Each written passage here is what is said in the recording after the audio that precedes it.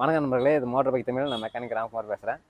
இந்த வீடியோவில் நம்ம எதை பற்றி பார்க்க வரோம்னா, யூனிகான் BS6 ஒரு சின்ன கம்ப்ளைண்ட்டு. என்னென்னு பார்த்தீங்கன்னாக்கா, சாவி ஆன் பண்ணோம்னா இண்டிகேட்ரு, ஆரனு, செல்ஃபு எதுவுமே ஒர்க் ஆகலை. அந்த பேட்டரி சுத்தமாக போயிடுச்சுன்னா எப்படி இருக்குமோ அந்த மாதிரி தான் இருக்குது. ஆனால் கிக்கரில் ஸ்டார்ட் பண்ணோம்னாக்கா எல்லாமே சூப்பராக ஃபங்க்ஷன் ஆகுது. பேட்டரியும் புதுசு போட்டு பார்த்தாச்சு, எல்லாமே கம்ப்ளைண்ட் எல்லாம் நார்மலாக தான் இருக்குது. அது ஏன் அந்த மாதிரி ஆச்சு அப்படின்றத நம்ம இந்த வீடியோவில் பார்க்க போகிறோம். நம்ம சேனல் இது வரைக்கும் சப்ஸ்கிரைப் பண்ணணும்னா நம்ம சேனல் சப்ஸ்கிரைப் பண்ணிக்கோங்க. அதுக்கு முன்னாடி நம்ம கண் ஏன் அப்படி இருக்குன்னு சொல்லிட்டு கேட்காதீங்க. கண் மெட்ராஸே, அதனால தான் ஒரு மாதிரியாக இருக்குது. மற்றபடி ஒன்றும் இல்லை. வாங்க இப்போ நம்ம வீடியோக்குள்ளே போகலாம்.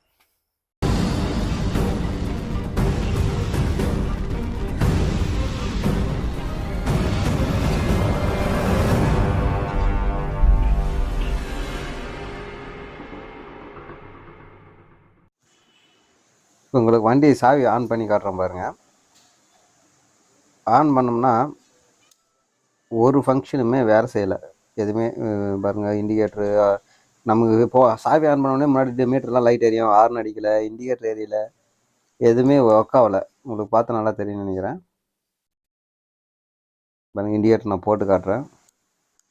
ஹெட்லைட் சுவிட்சு, பாஸ் லைட்டு எதுவுமே ஒர்க் ஆகலை. இப்போ உங்களுக்கு வேணும் மறுபடியும் ஒரு டைம் சாவி ஆஃப் பண்ணி ஆன் பண்ணி காட்டுறாங்க. ஏன்னா சாவியில் கீசெட்டில் ப்ராப்ளம் இந்த மாதிரி ஆகிறது சான்ஸ் உண்டு. சாவி ஆன் பண்ணி போட்டால் கூட ஒன்றும் ஒர்க் ஆகலை. பேட்ரி உங்களுக்கு செக் பண்ணி காட்டுவாங்க. பேட்டரியில் 12.42 வோல்ட் இருக்குது. பேட்ரி நல்ல கண்டிஷனில் தான் இருக்குது. அதனால் பேட்ரி எந்த பிரச்சனையும் இல்லைன்றது இப்போ நமக்கு தெரியுது. இப்போ பார்த்தீங்கன்னா வண்டி என்ன கிக்கரில் ஸ்டார்ட் பண்ணுறோம் பாருங்கள், எல்லாமே ஒர்க் ஆகும். பார்த்தீங்களா, ஹெட்லைட்டு, ஹெட்லைட், மீட்டர் லைட்லாம் எல்லாமே எரியுது, நியூட்ரல் லைட் எரியுது, இண்டிகேட்டர் எரியுது, பாஸ் லைட் எரியுது, எல்லாமே ஒர்க் ஆகுது. இப்போ வண்டி ஸ்டார்ட் பண்ண உடனே பார்த்தீங்கன்னா எல்லா வோல்ட்டுமே ஒர்க் ஆகுது. இது என்ன ஃபால்ட்டுன்னு பார்த்தீங்கன்னாக்கா, உங்களுக்கு காட்டுறேன் பாருங்கள். பேட்டரியிலேருந்து வோல்ட் இங்கே ரிலேக்கு வருது. எர்த்தில் வச்சுக்கிறேன், பிளாக் எர்த்தில் வச்சுக்கிறேன். இங்கே ரிலேயில் பார்த்தீங்கன்னா ஒரு ரெட் கலர் ஒயர் கொடுத்துருப்போம். இது பேட்டரியிலேருந்து வர டைரக்ட் வோல்ட்டு 12 வோல்ட் வருது. காட்டுறேன் பாருங்கள். 12.34 வருதா. இந்த வோல்ட் அப்படியே நமக்கு ஆர்ஆர் யூனிட்டுக்கு வரணும். இந்த வோல்ட்டு கரெக்டாக ரெட்டில் வச்சுருக்கேன். அதே ரெட் ஒயர் நான் அந்த பக்கம் ஆர்ஆர் யூனிட்டில் உங்களுக்கு காட்டுறேன். அந்த ஆர்ஆர் யூனிட்லேயும் நமக்கு அந்த 12.34 வோல்ட் நமக்கு வரணும் இல்லையா. இப்போ உங்களுக்கு நான் வச்சு காட்டுற பாருங்கள். ஆர்ஆர் யூனிட்டில் அதே ரெட் கலர் ஒயர் தான்.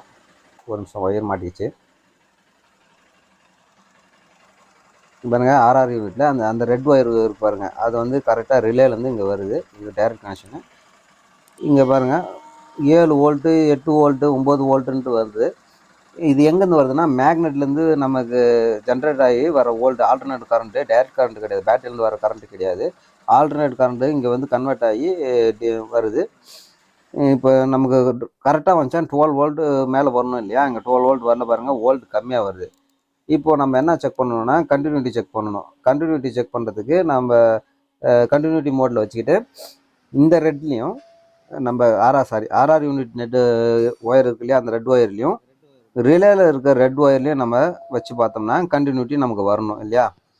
வந்துச்சுன்னா தான் ஒயர் நல்லா இருக்குதுன்னு அர்த்தம். இப்போ கண்டினியூட்டி வரல. உங்களுக்கு மீட்டர் வேணால் கூட செக் பண்ணி காட்டுறோம் பாருங்கள். சுத்தமாக எதுவுமே இல்லை, கண்டினியூட்டி ரவ கூட வரல. இந்த கண்டினியூட்டி வந்துச்சுன்னா தான் ஒயர் அங்கே லிங்க் ஆகிருக்குன்னு அர்த்தம். இப்போ கண்டினியூட்டி வராதனால இந்த ஒயர் ஏதோ டேமேஜ் அப்படின்றத நம்ம தெரிஞ்சுக்கிட்டோம். பாருங்கள், அதே ரெட் ஒயரில் தான் வச்சுருக்கேன். ஓகேங்களா. இங்கே வோல்ட் வராதனால தான் நமக்கு கீ செட்டுக்கு வோல்ட் வரவே இல்லை. கீ செட்டுக்கு வோல்ட் வந்துச்சுனாவே நமக்கு எல்லா வேலையும் முடிஞ்சிடும். எப்படி ஒர்க் ஆகுதுன்றதை நம்ம ஒரு சார்ட் மூலிமா பார்த்தோம்னா உங்களுக்கு ஈஸியாக புரியும். இப்போ நம்ம பேட்டரியிலேருந்து பார்த்தீங்கன்னாக்கா வோல்ட் எடுத்து ரெண்டாக பிரிக்கிறாங்க. ரெண்டாக பிரித்து அதை ஒரு வோல்ட் எடுத்துன்னு போய் நமக்கு மெயின் ரிலேயில் கனெக்ட் பண்ணுறாங்க. இந்த மெயின் ரிலேலேருந்து அவுட்புட்டாக வர வோல்ட் தான் நமக்கு ஃபியூஸ் பாக்ஸுக்கு எடுத்துன்னு போயிட்டு, ஃபியூஸ் பாக்ஸ்லேருந்து நமக்கு வண்டிக்கு தேவையான சென்சாருக்கு, இண்டிகேட்டருக்கு, ஆரனுக்கு எதுக்கு தேவையோ எல்லா வோல்ட்டும் நமக்கு பிரித்து கொடுக்குற மாதிரி நமக்கு ஆல்டர்னேட் பண்ணுறாங்க. இந்த மெயின் ரிலே ஆன் ஆகணும் இல்லையா. ஆன் ஆனால் தான் நமக்கு ஃபியூஸ் பாக்ஸுக்கு வோல்ட் வரும். இந்த மெயின் ரிலே ஆன் ஆகிறதுக்கு நமக்கு இசிஎம்லேருந்து ஒரு சிக்னல் வரணும். அந்த சிக்னல் வந்துச்சுன்னா தான் இந்த ரிலே ஆன் ஆகும். அப்போது இசிஎம்லேருந்து நமக்கு ஒரு வோல்ட் 12 வோல்ட் வரணும். வந்துச்சுன்னா தான் நமக்கு ரிலே ஆன் ஆகும். ஓகேவா. அப்போ இசிஎம்க்கு நமக்கு வோல்டேஜ் வேணும் இல்லையா. ஃபஸ்ட்டு அது எங்கேருந்து எடுக்கிறாங்கனாக்கா கீ செட்லேருந்து டைரெக்டாக எடுக்கிறாங்க. கீ செட்டுக்கு வோல்ட் இருந்தால் தான் கீ செட் ஆன் பண்ணோம்னா இங்கே கீ செட்லேருந்து வர வோல்ட்டை வந்து சிக்னலாக வந்து மாற்றி நமக்கு ரிலே கொடுக்கும். ரிலே ஆன் ஆன பின்னாடி வண்டி ஃபுல்லாகவே சர்க்குலேஷன் ஆகும். இப்போ நம்ம கீ செட்டுக்கே நம்ம வோல்ட் வரல. அப்போ நம்ம எங்கே செக் பண்ணணுன்னாக்கா, பேட்டரியிலேருந்து இன்னொரு லைன் போகுது பார்த்தீங்களா, இந்த லைன் எங்கே போகுதுனாக்கா கரெக்டாக நமக்கு செல்ஃப் ரிலேக்கு போகுது. செல்ஃப் ரிலேலேருந்து இன்பில்ட்டாக ஒரு லைன் எடுத்துன்னு போயிட்டு நமக்கு ஆர்ஆர் யூனிட்டில் ஜாயின் பண்ணுறாங்க. ஆர்ஆர் யூனிட்டில் ஜாயின் பண்ணி ஆர்ஆர் யூனிட்லேருந்து நமக்கு கீ செட்டுக்கு எடுத்துகிட்டு போகிறாங்க. இப்போ வண்டியில் நமக்கு கம்ப்ளைண்ட் காமிச்சிருப்போம் உங்களுக்கு.